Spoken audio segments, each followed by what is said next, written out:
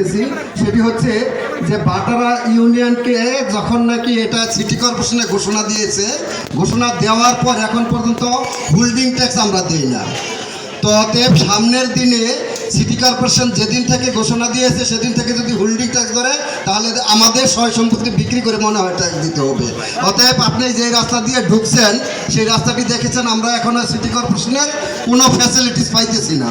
অতএব যেহেতু সিটি কর্পোরেশনের কোনো ফ্যাসিলিটিস আমরা পাই না, অতএব এই সিটি কর্পোরেশন যেদিন আমাদেরকে সম্পূর্ণ উন্নয়ন করবে এবং সম্পূর্ণ ফ্যাসিলিটিস দেবে, সেদিন থেকে যেন আমাদের হোল্ডিং ট্যাক্স নেই। এটাই আমার কথা। আমি আজকে বক্তব্য দিলাম না, কাইমদের কাছে এটাই আমার বিশেষ আবদার এবং অনুরোধ। সকলকে ধন্যবাদ। এই পর্যায়ে উপস্থিত আজকের সম্মানিত প্রধান অতিথি জনাব এম এ কায়ুম ভাই উপস্থিত আছেন, আমাদের শ্রদ্ধা বড় ভাই এজ এম শামসুল হক ভাই উপস্থিত আছেন, ব্যারেদের চেয়ারম্যান মাহফুজ ভাই উপস্থিত আছেন, মুজাম্মেল প্রতীক সাহেব উপস্থিত আছেন, বাডরা থানার যমুনা আহ্বায়ক বৃন্দ এবং আমার খন্দকার বাড়ির ভাই ভাতিজা চাচা, আসসালামু আলাইকুম। তো আমি আসলে দু চারটা কথা বলে শেষ করতে চাই, কারণ আমার বক্তব্যের পরে আমাদের প্রধান অতিথি বক্তব্য দিবে। তো আমি দু চারটা কথা বলে শেষ করতে চাই। আমরা দীর্ঘদিন যাবৎ এই এলাকায় আছি, এই এলাকার উন্নয়নমূলক কাজ হয় নাই, রাস্তাঘাট ভাঙা, চারিদিকে সরেস লাইন নাই, পানি বৃষ্টি আসলে আমরা নৌকাতে যাইতে হয়। আমাদের বিশ্বাস যে আমাদের ডক্টর এম এ কায়ুম সাহেব এমপি হওয়ার পরে আমাদের এই এলাকার উন্নয়নমূলক কাজ হবে, রাস্তাঘাট ভালো হবে। আমরা তারা চিনি, সে আমাদের বড় ভাই, অত্যন্ত বিশ্বাসী বড় ভাই, এবং আমরা তার প্রতি আস্থা রাখতে পারি। এবং সামনে নির্বাচন, আমরা সবাই ডক্টর এম এ কায়ুম ভাইকে বিপুল ভোটে নির্বাচিত করবো, বিপুল ভোটে জয়যুক্ত করবো, এবং আমরা সবাই সকাল সকাল ভোট দিতে যাব, সকাল সকাল সবাই ভোট দিতে যাব। আর আমরা সবাই দানের শীষে ভোট দিব। আমরা দানের শীষে কে কে ভোট দিব, আমরা একটু আকাঙ্ক্ষা দেখাই। আমরা এই দানের শীষে ভোট দিব, আমাদের বিশ্বাস আমরা দানের শেষে জয়যুক্ত করব। এবং ডক্টর এম এ কায়ুম ভাইয়ের কাছে আমাদের এটা আবদার যে আমাদের এলাকার রাস্তাঘাটগুলো উন্নত করা, এবং আমাদের শহরের লাইনগুলো দেখা, এবং আমাদের গ্যাসের লাইন, পানির লাইন, সমস্ত আমাদের এই গুলশান ভবনের বাড়িদারের পাশে থেকেও আমরা অবহেলিত। তো এই হলো আমার বক্তব্য শেষ করলাম। আসসালামু আলাইকুম। সম্মানিত খন্দকার বাড়ির নেতৃবৃন্দ, আমাদের মুজাম্মেল ভাই, আমাদের মাহফুজ ভাই, দুজন চেয়ারম্যান সাহেব, আমাদের শামসু, এবং আমাদের সম্মানিত শ্রদ্ধাভাজন এলাকার মুরব্বিয়ান, মা ও বোনের, আসসালামু আলাইকুম। রোদের মধ্যে গরম পড়ে গেছে, আমাদের বিশেষ করে মা বোনদের কষ্ট হচ্ছে। আমি সংক্ষিপ্ত বক্তব্য শেষ করব।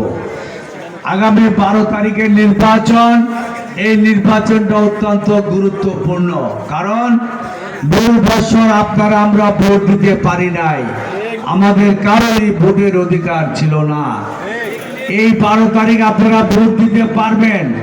দয়া করে সবাই ভোট কেন্দ্রে যাবেন এবং আপনারা মূল্যবান ভোটটা দিবেন, পরিবারের সদস্যদের সহ নিয়ে যাবেন। এই ভোট কেন্দ্রে যে ভোটটা যে দিবেন, আপনি বিবেচনায় রাখবেন কাকে ভোট দিবেন।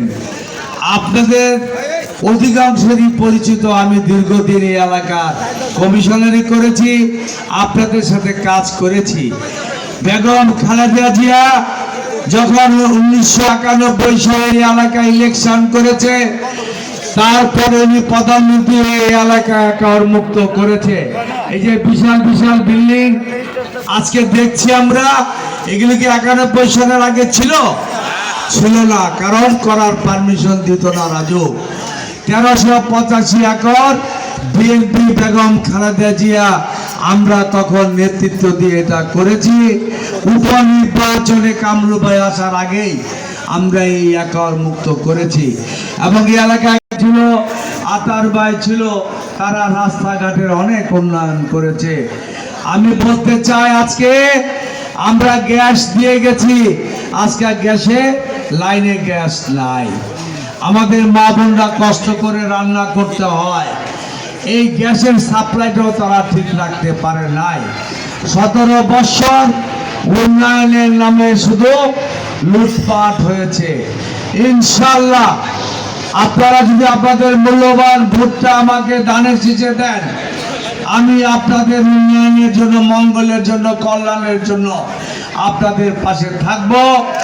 বিগত সময়ে যেভাবে ছিলাম আগামীতে আমি থাকবো ইনশাআল্লাহ, এবং গ্যাসের সমস্যা সহ রাস্তাঘাট অন্যান্যগুলির সমস্যার সমাধান করব।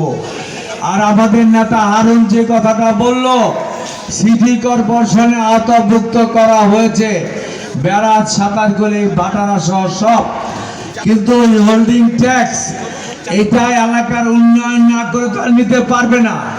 ড্রেন, রাস্তাঘাট, সোয়ারেজ করবে, ময়লা পরিষ্কার করতে হবে, স্ট্রিট লাইট, রাস্তার লাইট লাগাইতে হবে, পর্যায়ক্রমে নিতে হবে। অবশ্যই আমরা এই ব্যাপারে একজোট থাকবো। সুতরাং আগে ডেভেলপমেন্ট করতে হবে, তারপরে আপনার ট্যাক্স নেন, আপত্তি নাই আমাদের।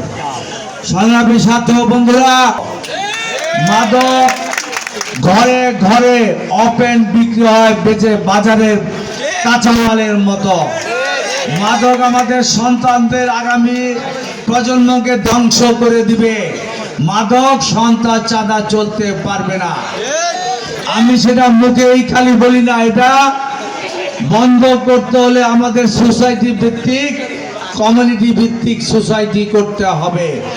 এই ভাটারায় 3টা বা 4টা সোসাইটি করেন, দল মত নির্বিশেষে, শুধু বিএনপির লোক নিয়ে করতে হবে সেটা না, অন্য দলের লোকও দিতে হবে, প্রভাবশালী যারা আছে তাদের নিয়ে ওই সোসাইটিটা করবেন। ওটার মাধ্যমে আমরা সিসিটিভি লাগাবো, গেট লাগাবো, নাইট গার্ড লাগবো। আমরা কোথায় ইফটিজিং হয়, কোথায় সন্ত্রাস হয়, কোথায় মাদক বেচে, আমরা সিসিটিভির মাধ্যমে ধারণ করে, প্রশাসনের লোকরাও এগুলি অপকর্মে জড়িত থাকে, তাদেরকে আমরা বাধ্য করবো এগুলি